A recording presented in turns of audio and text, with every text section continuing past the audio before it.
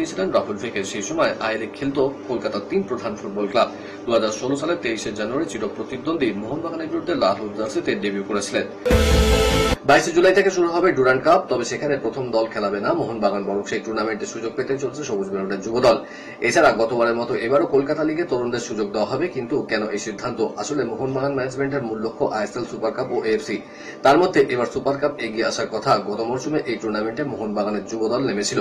ISL cup ও league series জয়ের পরে super কাপে চ্যাম্পিয়ন হতে পারেনি তারা। তাই সুপার কাপকে এবার বাড়তি গুরুত্ব দেওয়ার পরিকল্পনা রয়েছে মোহনবাগানের। এই টুর্নামেন্ট থেকেও এসিএল 2 এর জায়গা পাওয়া যায়। এছাড়া আইএসএল দেমুকুট খেতাব ধরে রাখার জন্য এই সিদ্ধান্ত বলে জানানো হচ্ছে। ক্রিকেটের ডায়েরি।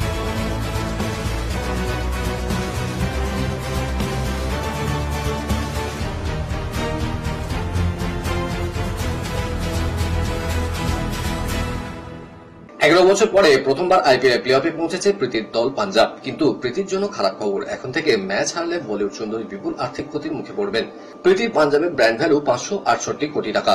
গত 18 বছরে একবারও আইপিএল খেতাব জেতেনি পাঞ্জাব। কিন্তু এবার শ্রেয়াস আর রিকি পন্টিং জুটি স্বপ্ন দেখাচ্ছেন। চলতি মৌসুমে 4টি ম্যাচ হেরেছে পাঞ্জাব, 8টি ম্যাচ কিন্তু জিতেছে। এখন থেকে ম্যাচ হারলে বড় ক্ষতির মুখে পড়বেন প্রীতি জিন্টা। আইপিএল এর মিডিয়া রাইট বাবদ Preity Zinta IPL media rights থেকে 40 থেকে 50% আয় করেন এবং টিকিট বিক্রি থেকেও 80% আয় করেন। প্রতি ম্যাচে হেরে গেলে টিকিট বিক্রির রেভিনিউ থেকে প্রীতি জিন্টা 5 থেকে 10 লক্ষ টাকা হারাতে পারেন। পাঞ্জাব কিংস আইপিএল 2025 ফাইনালে উঠতে যদি ব্যর্থ হয়, তাহলে আইপিএল খেতাব জয়ের জন্য বিসিসিআই প্রাইজ মানি হিসেবে যে 10 থেকে 20 কোটি টাকা অর্থ প্রদান করে তাও হারাবেন প্রীতি। তবে এবার কিন্তু পাঞ্জাবের সমর্থকরা পাঞ্জাবকে নিয়ে স্বপ্ন দেখছেন। দলের ব্যাটিং কোচ মাইকেল হাসির উপর কি ভরসা হারিয়েছেন মহেন্দ্র সিং ধোনি? এবার আইপিএল 10 নম্বরেই শেষ করেছে চেন্নাই। এবছর দলের খারাপ পারফরমেন্সের জন্য দলের ব্যাটিংকেই দায়ী করেছেন ধোনি। পরের বার দলের ব্যাটিং কোচ বদল হতে পারে, সে ইঙ্গিতও পাওয়া যাচ্ছে। জল্পনা শুরু হয়েছে ভাইকে বড় দায়িত্ব দিতে পারেন। চেন্নাই সুপার কিংসে দীর্ঘদিন একসঙ্গে খেলেছেন ধোনি এবং সুরেশ রায়না। চেন্নাইয়ের সমর্থকরা ধোনিকে থালা ও রায়নাকে চিন্না থালা বলে ডাকেন। ধোনির পরেই তার রায়নাকে সবচেয়ে বেশি ভালোবাসেন। রায়না এখনো ধোনিকে ডাকার সময় ধোনি ভাই বা মাহি ভাই সম্বোধন করেন।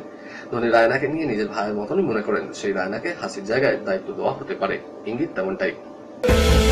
মুম্বাই ইন্ডিয়ান্সের তারকা ব্যাটসম্যান সূর্যকুমার যাদব আইপিএল 2025 শেষ লিগ পর্বের ম্যাচে পাঞ্জাব কিংসের বিরুদ্ধে টি-20 ক্রিকেটে একটি অভূতপূর্ব বিশ্ব রেকর্ড গড়েছেন। সূর্যকুমার আইপিএল এর মরশুমে অসাধারণ ধারাবাহিকতা দেখিয়েছেন। টি-20 ক্রিকেটে টানা 14টা ইনিংসে 25 বা তার বেশি রান করার রেকর্ড গড়েছেন। এর মাধ্যমে তিনি দক্ষিণ আফ্রিকার অধিনায়ক টেম্বা বাবুমা 13টি টানা 25+ স্কোরের রেকর্ড ভেঙে দিয়েছেন। এই ম্যাচের আগে সূর্যকুমার এবং বাবুমা উভয় 13টি টানা 25+ স্কোরের রেকর্ড ছিল। কিন্তু পাঞ্জাবের বিরুদ্ধে ম্যাচে 30 রান করে সূর্যকুমার এখন এককভাবেই শীর্ষে উঠে এলেন। এর আগে ভারতীয় ব্যাটসম্যানদের মধ্যে এই রেকর্ডটি ছিল রবিন উথাপার দখলে। ইংল্যান্ড সিরিজের জন্য ভারতীয় দল ঘোষণা হয়েছে। দল থেকে বাদ পড়েছেন মোহাম্মদ শামি। তার বাদ পড়া নিয়ে এখনো নানা তথ্য উঠে আসছে। এই অবস্থায় উঠে এলো এক বিস্ফোরক তথ্য। অস্ট্রেলিয়া সিরিজে শামিকে চেয়েছিল ভারতীয় দল। এমনকি বাংলার এই পেসারকে অস্ট্রেলিয়া পাঠানোর জন্য নাকি বিসিসিআই এর কাছে অনুরোধ পর্যন্ত করেছিল টিম ম্যানেজমেন্ট। সেই অনুরোধটাকে ফিরিয়ে দিয়েছিলেন শামি স্বয়ং। 2023 সালের বিশ্বকাপের ফাইনালের পর চোটের কারণে 1 বছরের বেশি সময় খেলতে পারেননি। এরপর রিহ্যাবের পর ঘরোয়া ক্রিকেট খেলে চ্যাম্পিয়ন্স ট্রফিতে প্রত্যাবর্তন ঘটেছিল তার। এর আগে এহেন শামি নাকি অস্ট্রেলিয়া গিয়ে টেস্ট খেলতে রাজি ছিলেন না। এখন ইংল্যান্ড সিরিজে যখন জায়গা পেলেন না তিনি, তারপরেই এমন বিস্ফোরক তথ্য জানা যাচ্ছে। খেলার খবর আরো আছে, কিন্তু তার আগে নিয়ে নিতেই হচ্ছে ছোট্ট একটা ব্রেক। দেখতে থাকুন।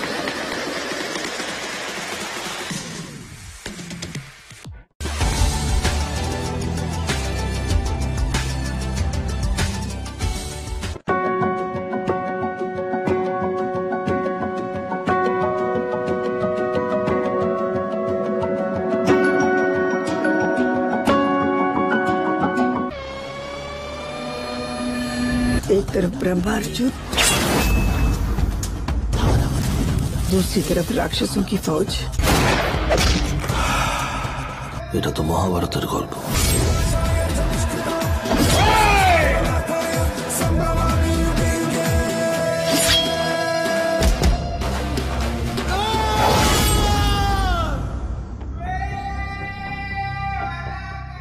ব্রেকের পর আবার ফিরে এলাম আপনাদের প্রিয় খেলা আর খেলা নিয়ে। বিদেশের ডায়েরি। রিয়াল মাদ্রিদের কোচ হলেন জাভি আলোনসো। ক্লাবের তরফ থেকে তার নাম ঘোষণা করা হলো সরকারিভাবে। প্রাক্তন এই মিডফিল্ডারের সঙ্গে 3 বছরের জন্য চুক্তি হয়েছে রিয়াল মাদ্রিদের। তার সঙ্গে চুক্তির মেয়াদ 30 জুন 2028 সাল পর্যন্ত। 1 জুন থেকে তিনি দায়িত্ব নেবেন বলে জানিয়েছেন স্প্যানিশ ক্লাব। কার্লো আনসেলোত্তির স্থলাভিষিক্ত হয়েছেন তিনি। রিয়ালের তরফ থেকে জানানো হয়েছে, রিয়ালের অন্যতম কিংবদন্তি আলোনসো 2009 থেকে 14 সালের মধ্যে 236টি ম্যাচে রিয়ালের জার্সি গায়ে মাঠে নেমেছেন। এই সময়কালে 6টা গুরুত্বপূর্ণ ট্রফিও জিতেছে ক্লাব। এবার তিনি ফিরছেন কোচ হয়ে। 2023-24 মৌসুমে লেভারকুসেনে তার কোচিংয়ে দারুণ ফর্মে ছিল। 35 ম্যাচে অপরাজিত থেকে বুন্দেসলিগা চ্যাম্পিয়ন হয় জার্মান ক্লাবটা। যাবে কোচিং ক্যারিয়ারও শুরু এই রিয়ালেই ক্লাবের যুব দলের দায়িত্বে ছিলেন তিনি। লা লিগায় ট্রফি নিয়ে সেলিব্রেশনের কয়েকদিন আগেই সেরে ফেলেছিলেন লামিনে ইয়ামালরা। ভারতীয় সময় গভীর রাতে ছিল লিগের শেষ এবং নিয়ম রক্ষার ম্যাচ। তাতে অ্যাথলেটিক ক্লাবকে 3-0 গোলের ব্যবধানে হারালো বার্সেলোনা। জোড়া গোলের নায়ক রবার্ট লেভানডস্কি শেষ ম্যাচে গোল পেলেও কিলিয়ান এমবাপ্পেকে টপকাতে পারলেন না পরিস তারকা। 27 গোল করে সর্বোচ্চ গোলদাতার তালিকায় দ্বিতীয় স্থানে শেষ করলেন তিনি।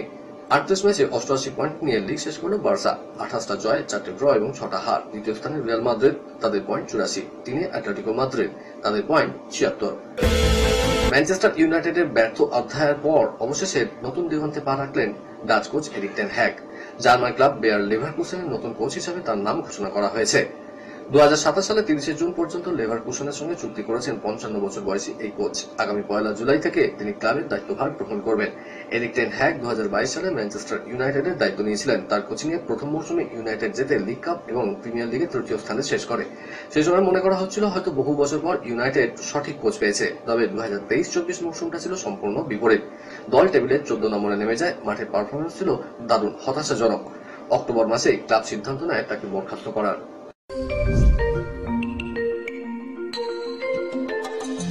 ফরাসি ওপেনের শুরুটা ভালোভাবে করলেন দ্বিতীয় বাছাই স্প্যানিশ তারকা কার্লোস আলকারাজ। পুরুষদের সিঙ্গেলসে তিনি প্রথম রাউন্ডের ম্যাচে 6-3, 6-4, 6-2 হারিয়েছেন জিউলিও জেপিয়েরিকে। প্রতিপক্ষ হিসেবে জিউলিও শক্তিশালী না হলেও স্প্যানিশ তারকার বিরুদ্ধে সাধ্যমতো লড়াই করেছেন। দ্বিতীয় রাউন্ডে পৌঁছে গিয়েছেন সপ্তম বাছাই ক্যাসপার রুডো। তিনি 6-3, 6-4, 6-2 স্ট্রেট সেটে হারিয়েছেন রামোস ভিনোলাসকে। স্টেফানাস চিচিপাস 7-5, 6-3, 6-4 টমাস মার্টিন এজভেরকে হারিয়ে দ্বিতীয় রাউন্ডে উঠেছেন। অঘটনও ঘটেছে প্রথম রাউন্ডে, বিদায় নিয়েছেন ট্রেলর ফিটস। মহিলাদের সিঙ্গেলসে প্রথম রাউন্ডে সহজ জয় পেয়েছেন পঞ্চম বাছাই ইগা শিওতেক। তিনি 6-3, 6-3 হারান রেবেকা স্টানকোভাকে। এমা রাদুকানু 7-5, 4-6, 6-3 ওয়াং জিওনকে হারিয়ে দ্বিতীয় রাউন্ডে উঠেছেন। এবছর অস্ট্রেলিয়ান ওপেন জিতেছিলেন ইয়ানিক সিনার। গত বছর জিতেছিলেন ইউএস ওপেন। এবার ফরাসি ওপেনের জয় দিয়ে শুরু করলেন এই মুহূর্তের বিশ্বের 1 নম্বর টেনিস তারকা। স্ট্রেট সেটে জিতলেন তিনি। সিনার খেলতে নেমেছিলেন ফ্রান্সের আর্কার ভিন্টাক্রেনের বিরুদ্ধে। তার বিরুদ্ধে ইতালির টেনিস তারকা জিতলেন 6-4, 6-3, 7-5 গেমে। অস্ট্রেলিয়ান ওপেনের পর সোজা ফরাসি ওপেন খেলতে নামতে হয় সিনারকে। মাঝে 3 মাস নির্বাসিত ছিলেন তিনি। 23 বছরের সিনার ইতিমধ্যেই 3টি গ্র্যান্ড স্ল্যাম জিতেছেন, 2বার অস্ট্রেলিয়ান ওপেন এবং 1বার ইউএস ওপেন। জুনিয়র শুটিং বিশ্বকাপে ভারতের পদক জয় অব্যাহত। মহিলাদের 25 মিটার পিস্তলে সোনা জিতলেন তেজস্বিনী। ফাইনালে 50 শটের পর 21 পয়েন্ট নিয়ে চ্যাম্পিয়ন হন তিনি। দ্বিতীয় স্থানে বেলারুসের আলিনা। 23 পয়েন্ট নিয়ে ব্রোঞ্জ জিতেছেন হাঙ্গেরির মিরিয়াম। নরওয়ে দাবা প্রতিযোগিতা প্রথম রাউন্ডে ম্যাগনাস কার্লসেনের কাছে হার দোমারাজু বুকেশের। বিশ্ব চ্যাম্পিয়ন হওয়ার পর প্রথমবার ক্লাসিক্যাল দাবায় ম্যাগনাসের বিরুদ্ধে খেললেন তিনি। 47 মুভের পর ম্যাচ ছেড়ে দেন বুকেশ। অন্যদিকে ওয়েকিকে ট্রাইব্রেকারে হারান অর্জুন এরিগাইজি। ভারতীয় দলে জায়গা পাওয়ার জন্য অসংখ্য ক্রিকেটার নিজেদের দীর্ঘদিন তৈরি রেখেছেন।